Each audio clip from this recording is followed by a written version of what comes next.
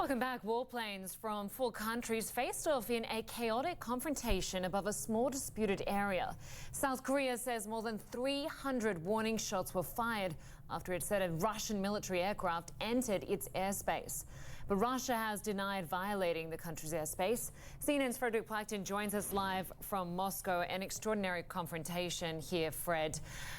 Given we saw South Korea scrambling its fighter jets after this Russian military jet, explain what Russia was doing in this airspace, flying alongside Chinese bombers.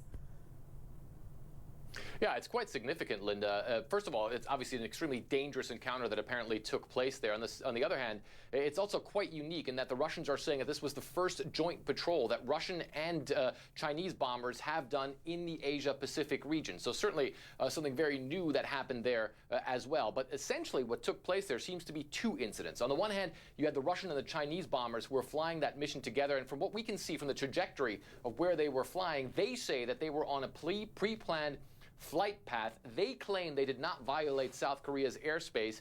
The South Koreans, of course, are saying that these planes went into their air defense zone, as they called it.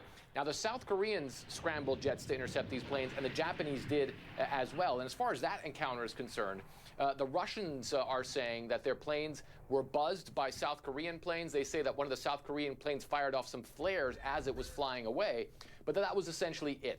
However, there seems to be a second encounter that took place, and that's the one that seems to be a lot more dangerous, and the one, Linda, that the Russians so far aren't talking about. The South Koreans are saying that a third plane, or another plane, which they say was an electronic combat warfare plane, a reconnaissance plane essentially, went into their airspace and was flying around there, and that the South Koreans then also scrambled jets to intercept that plane, and that was the time that their interceptors fired warning shots at that Russian plane. As you've mentioned, the South Koreans are saying that around 360 rounds were fired in the direction of that plane as a warning. Of course, warning shots certainly indicate that this was something where the South Koreans were maybe trying to fend this Russian plane or make it change course. But it is still certainly a pretty dangerous encounter from everything that we see that took place there, Linda.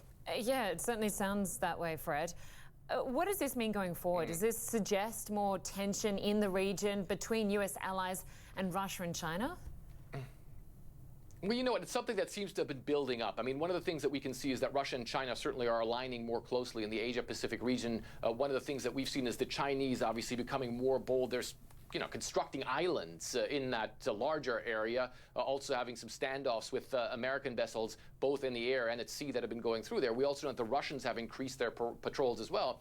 And the Russians and the Chinese are making no secret of the fact that they want to work closer in that region. One of the big things that we had last year is gigantic drills that the Russians put on every year. And for the first time, there were Chinese forces that were involved as well. And both Vladimir Putin and Xi Jinping have said that they want to align themselves closer to one another, both on an economic level, but of course on a military level as well. So this is certainly something that could mean that we could see more of these patrols, we could see more standoffs, but certainly something that will be fairly troubling for the U.S.